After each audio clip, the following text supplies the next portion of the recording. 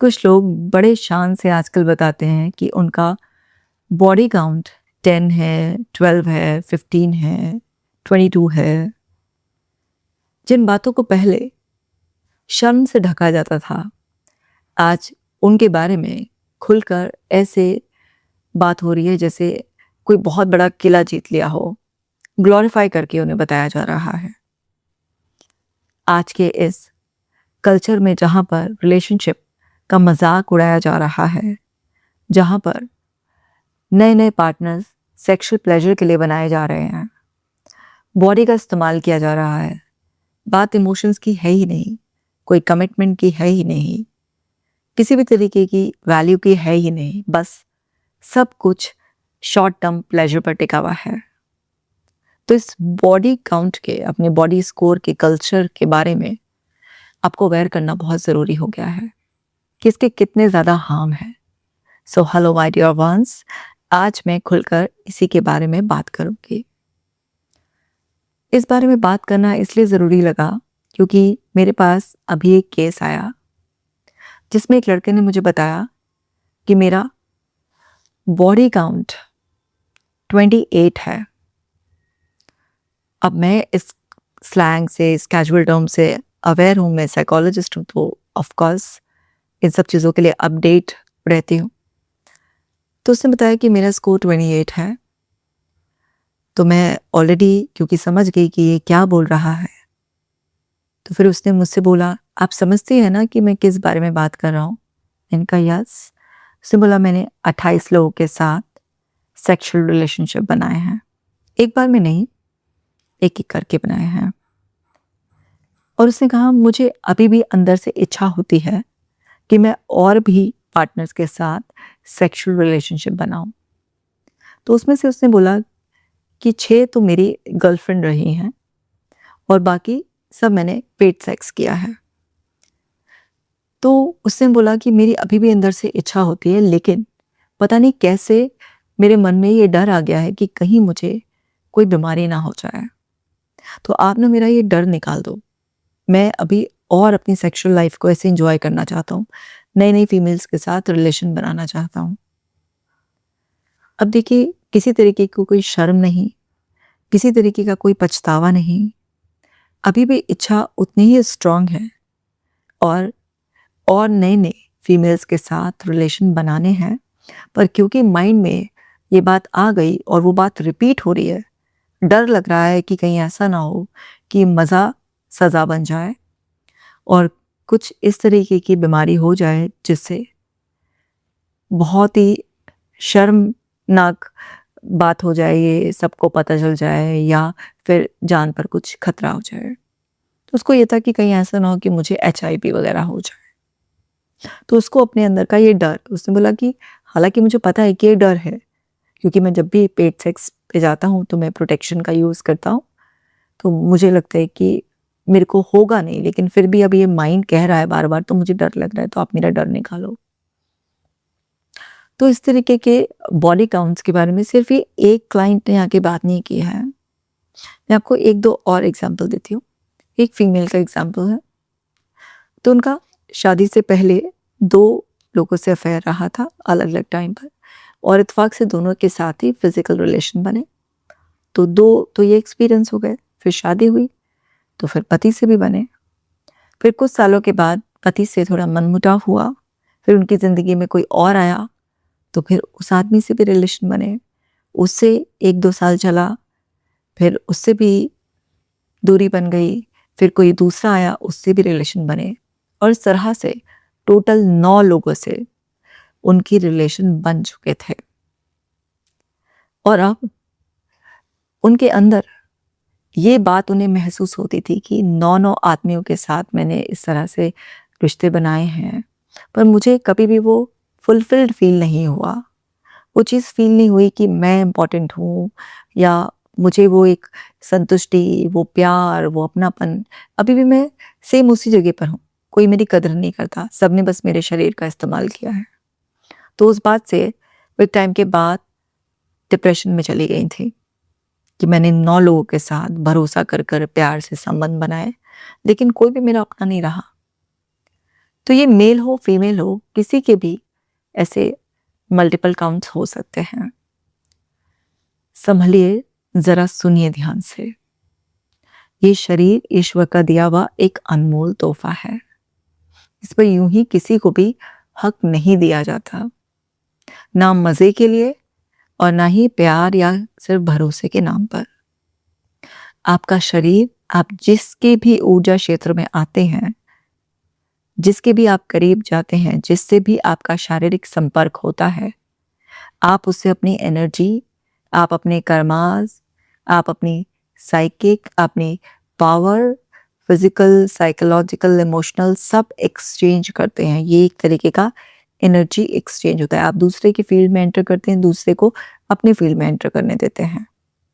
तो आप सिर्फ शरीर के लेवल पर नहीं जुड़ते हैं, आप मन के लेवल पर, भावनाओं के लेवल पर, आत्मा के लेवल पर, ऊर्जा के लेवल पर जुड़ते हैं।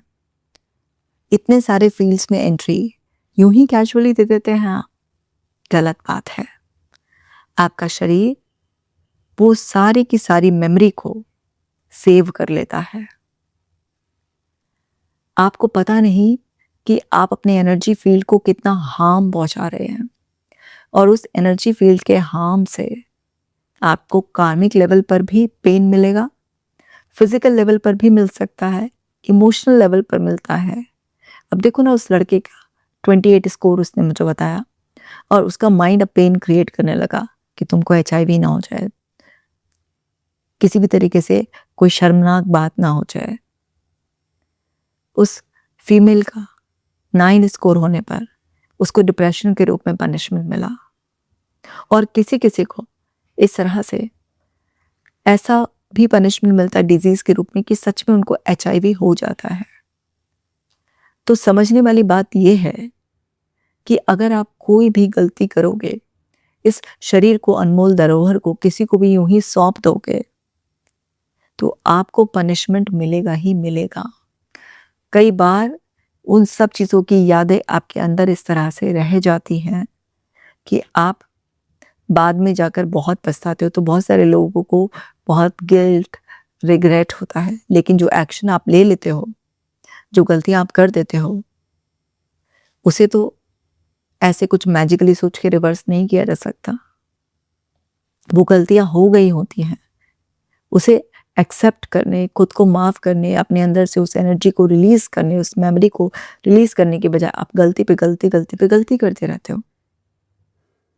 वो लड़का मेरे पास इसलिए नहीं आया था कि उसे कोई अपनी गलती का एहसास हो रहा था, वो इसलिए आया था कि मैं उसके अंदर का ये डर निकाल दूं, और ताकि वो फिर से फ्री हो जाए और औरतों के पास जाने के लिए। वो लेडी बहुत डिप्रेशन में आ गई थी, उसके अंदर का ही गिल्ट उसको 9 लोगों के साथ संबंध बनाने के बाद परेशान कर रहा था। तो वो अपने गिल्ट को रिलीज कराने के लिए आई थी मेरे पास, लेकिन प्यार की तलाश अभी भी उसके अंदर थी कि कोई ऐसा मिले जो उसे समझे, केवल शरीर से नहीं, उसे मन से स्वीकार करे। अभी भी चाहत थी। तो मैंने उसको समझाया कि ये गिल्ट तुम रिलीज करा भी लोगी थेरेपीज के थ्रू, पर ये जो चाहत अभी भी है कि कोई नया इंसान तलाशना है, फिर ये चाहत हावी होगी और फिर तुम अपना शरीर सौंप दोगे, फिर तो यही काम रह जाएगा कि आप किसी के संपर्क में आओ, फिर उसके इम्प्रेशंस आपके बॉडी पर, सोल पर, साइकी पर, सब पर रहेंगे, और फिर आप पर हावी होंगे, आपको हैवी फील कराएंगे, कभी फियर के रूप में, कभी गिल्ट के रूप में, कभी रिग्रेट के रूप में, कभी किसी और रिस्क के रूप में, और आप फिर से अपने आप को लोड अनलोड ये करते रहोगे। और कई बार तो ऐसे भी लोग होते हैं जिनको ना कोई डिप्रेशन होगा, ना किसी तरीके का कोई फियर पैटर्न उनके अंदर होगा, वो तो इस चीज़ को और शान के साथ ग्लोरीफाई कर कर बढ़ाएंगे। मतलब ऐसे लोगों के बीच में बताएंगे जैसे उन्होंने बहुत ही कुछ ऐसा अच्छा महान काम कर लिया है, और अपने पार्टनर्स को भी बता देते हैं। जैसे मेरे को एक केस याद आ रहा है, एक लड़का लड़की दोनों मेरे पास आए, तकरीबन 25 साल के करीब की उनकी उम्र थी। तो जब वो मिले, उन्होंने डेटिंग शुरू करी, तो नॉर्मली एक दूसरे के लिए अट्रैक्शन था, सब कुछ था, लेकिन ये था कि हम एक दूसरे से ट्रांसपेरेंट रहेंगे। लेकिन ये ट्रांसपेरेंसी बिल्कुल इनिशियल स्टेज पर नहीं, कुछ महीनों के बाद ये हुआ कि अब ट्रांसपेरेंसी रखेंगे, लेकिन जब तक कुछ महीनों में दोनों के बीच में एक अटैचमेंट हो चुका था। तो फिर जब उनके बीच में एक दिन ये बात हुई कि हम अपनी जो पास्ट लाइफ हमने अभी तक जी है उसके बारे में ट्रांसपेरेंट होकर बताएंगे, तो लड़के ने बताया कि ऑलरेडी वो 4 लड़कियों के साथ रिलेशन बना चुका है और उसे उस बात का कोई पछतावा नहीं था, कोई दुख नहीं था, कोई डर नहीं था, उसके दिमाग में कुछ नहीं। तो बोला हाँ है तो है, 4 लड़कियों के साथ मेरे इस तरीके से कैजुअल वन नाइट स्टैंड रह चुका है, मतलब कैजुअली बिल्कुल ग्लोरीफाई करते हुए कि मैं तो हूँ इतना स्मार्ट और लड़कियों की पहली पसंद, और शायद अभी तक तुम ना मिलती तो 2-4 और लड़कियां मुझ पे फ्लैट हो गई होती, और वन नाइट स्टैंड के लिए तो लड़कियां ऑलवेज रेडी रहती हैं मेरे साथ, I am so cool so handsome, इस तरह से वो ग्लोरीफाई करके उसको बता रहा था। और वो लड़की के लिए एक तरीके का हार्ट ब्रेकिंग न्यूज़ हो गई है और वो इस बात से बहुत परेशान हो गई क्योंकि उसका कोई ऐसा बॉडी स्कोर नहीं था, कोई इस तरीके का बॉडी काउंट नहीं था, वो तो जेन्युइनली उस लड़के को पसंद करी थी। तो बात उससे उसके 4 बार फिजिकल होने से उतनी दिक्कत नहीं थी जितना ग्लोरीफाई करके वो बता रहा था। और उसे बता रहा था मैं तो कूल स्मार्ट हैंडसम लड़का हूँ, लड़कियां तो मेरे साथ वन नाइट स्टैंड के लिए तैयार रहती हैं। तो इस तरीके की टेम्परेरी ये जो आजकल चल रही है ना नैनोशिप सिचुएशनशिप, ये सब जो इस तरीके की रिलेशनशिप कैजुअल वो चल रही हैं, तो कुछ घंटों से लेके कुछ दिन से लेके हफ्ते तक की जो रिलेशनशिप चल रही है जिनका कोई सेंस नहीं होता, सिर्फ एक दूसरे को यूज कर रहे होते हैं, प्लेजर ड्रिवन वो होता है। तो इस तरह से जब वो ऐसे ग्लोरीफाई करके बता रहा था तो उसको बहुत वो हुआ कि मैं कहाँ किस लड़के के साथ रिलेशनशिप में फंस गई हूँ, ना तो स्टेप बैक कर पा रही है अब, ना उसके साथ आगे बढ़ पा रही थी। तो इसलिए खुद जिद करके उसको यहाँ पर लेकर आई थी, लेकिन यहाँ पर भी लड़के का वही रवैया था कि मैम इसको आप समझाओ ना, that was my past and ऐसा हो जाता है, और माइट बी इसके रहते हुए भी कभी ऐसा हो जाए तो ह्यूमन से ऐसा हो जाता है, and what is bad in it.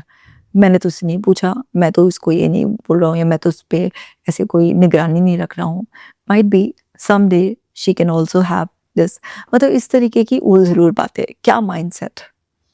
तो आपको ये चीज़ समझनी होगी, जब तक आप इस चीज़ को गलती नहीं मानेंगे, जब तक आप इसको गलत नहीं बुरा नहीं मानेंगे, जब तक आपको कोई भी सुधार ही नहीं सकता। आपको खुद ही रियलाइज करना होगा कि आप क्या कर रहे हैं। ये ना तो हमारे भारतीय संस्कारों के हिसाब से है, बिल्कुल सरासर गलत है। हमारा शरीर एक अनमोल धरोहर है, ईश्वर का बहुत ही प्यारा सा तोहफा है, और इसकी अपनी मेमोरी बनाने की जो इसमें मैकेनिज्म है उसमें जब आप इस तरीके की छाप छोड़ते रहते हैं तो इसकी इंटेलिजेंस एक लेवल के बाद गड़बड़ा जाती है।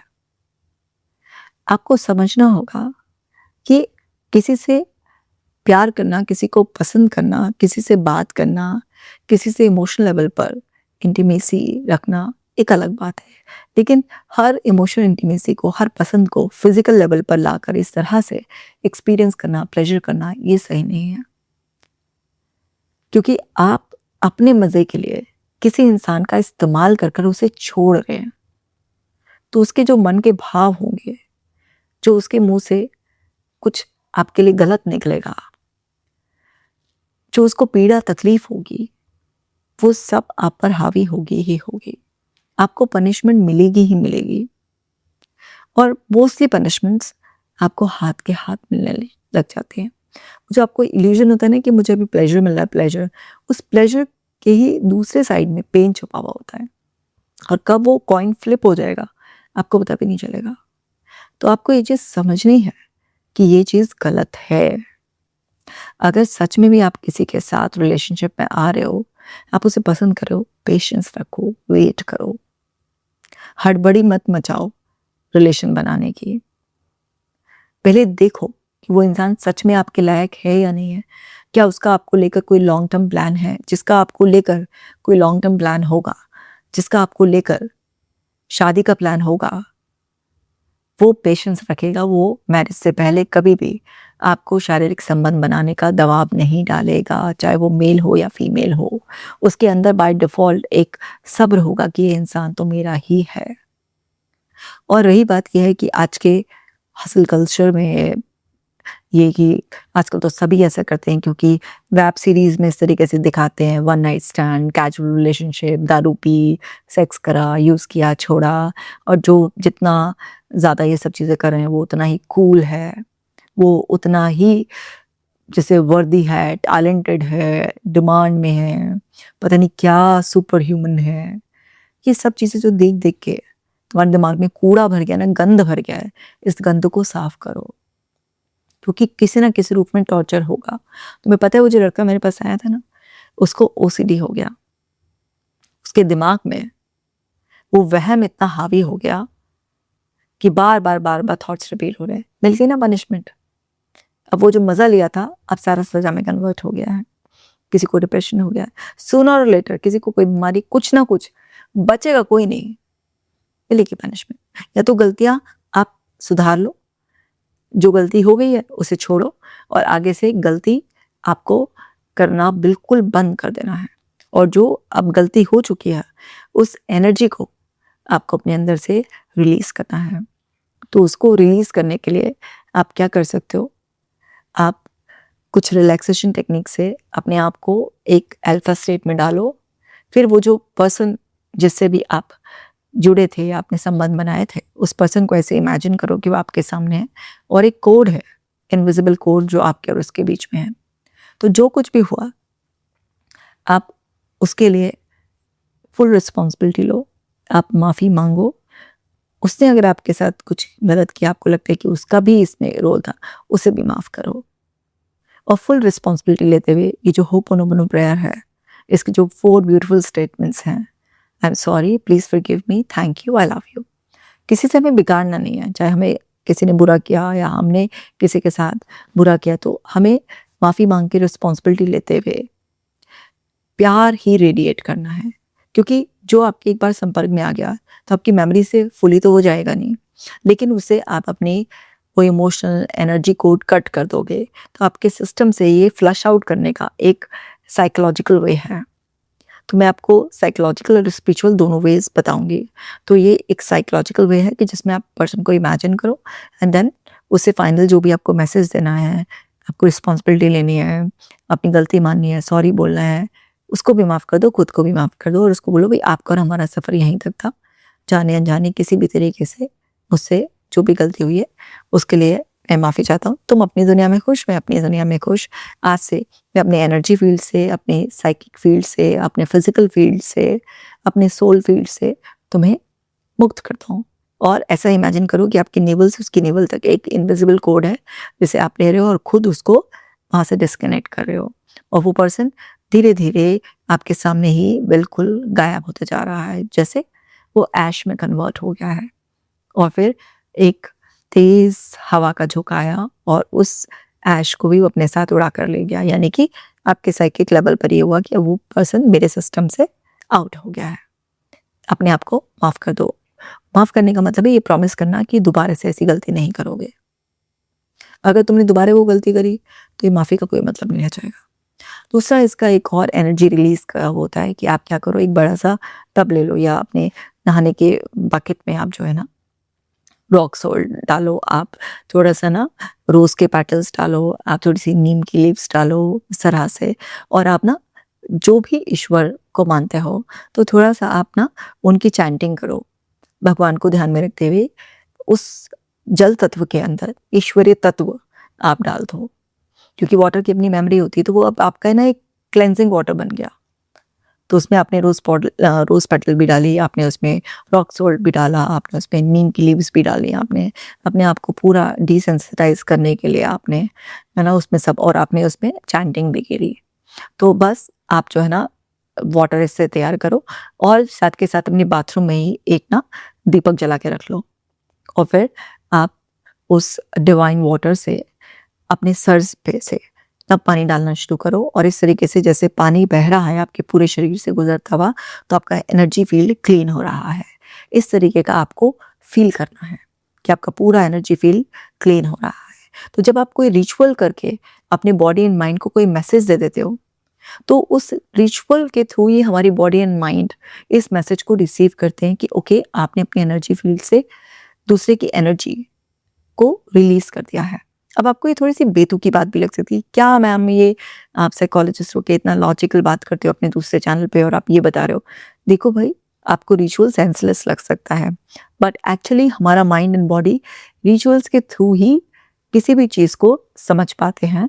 और जब आप किसी रिचुअल के थ्रू इस तरह से अपनी एनर्जी को क्लेंस कर लेते हैं, तो उससे क्या होता है कि आपके साइकिक लेवल पर डीप वहाँ के जो इम्प्रेशंस होते हैं, वहीं पर एक ये मैसेज चला जाता है कि आपने जो जोड़ा था, अब आपने उसे हटा भी दिया है।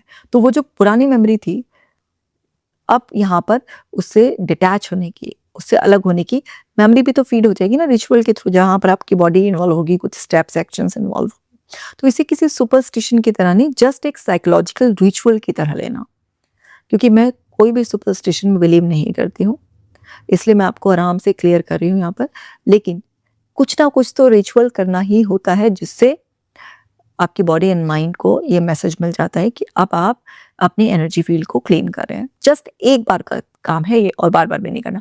और जब आप उससे पानी को डाल रहे होंगे, उसे वो आप ऐसा फील करोगे कि आपका सिस्टम क्लीन हो रहा है। उस टाइम पर अगर आपको कोई भी नेचुरल इमोशन आए, रोने का दिल करे तो आप रो लीजिएगा, थोड़ा शाउट करने का मन करे तो आप रो लीजिएगा, कुछ बोलने का मन करे, उसको कोई फाइनल मैसेज देने का मन करे तो वो भी कर लीजिएगा।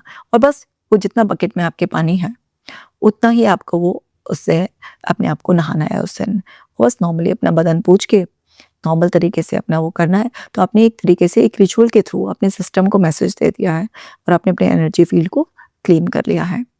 पर यहाँ पर भी वही है कि आपको अब गलती नहीं करनी है। ये सब फोड़ता में नहीं पड़ना है कि मुझे इतने और बॉडी काउंट्स जो है ना करने हैं, अपना स्कोर बढ़ाना है, मेरे को माचो मैन बनना है, या मुझे इस तरीके की सुपर कूल विमेन बनना है कि मेरे लिए तो सभी रास्ते में बिछे पड़े रहते हैं। नहीं, ये सब चीप मानसिकता है, ये सरासर गलत है। और इसके दुष्परिणाम जब आप भोगेंगे तो आप रह रहकर इतना रोएंगे, लेकिन उस वक्त जब आप गलतियां करके बाज नहीं आएंगे ना, और फिर आपको सजा मिलनी शुरू होगी, तो आपकी नहीं सुनी जाएगी, फिर आपको सजा पीड़ा भुगतनी पड़ेगी। इसलिए समझ जाओ, अपने आप को उस नौबत में मत लेकर जाओ। ये आज के लोगों की बहुत बड़ी प्रॉब्लम है। तो प्लीज़ इस वीडियो को बाकी लोगों के साथ भी शेयर कर देना, ताकि लोग संभल जाए और इस तरीके की गलतियां ना करें, अपने शरीर का सम्मान करें, इसे यूं ही किसी को भी ना सौंप दें, और अपनी संस्कृति का भी सम्मान करें, अपने माँ बाप के दिए हुए संस्कारों का भी सम्मान करें। इस तरीके के रिश्ते जो सिर्फ टेम्परेरी फिजिकल प्लेजर के आधार पर होते हैं या किसी कूल कल्चर के आधार पर होते हैं, ये गलत है, इससे जीवन नहीं चलता है। तो आपकी समझदारी ही आपको इस तरह की गलतियों से बचा सकती है। सो माय डियर वंस, मिलती हूँ आपसे नेक्स्ट वीडियो में। आप अपना खास ख्याल रखिएगा।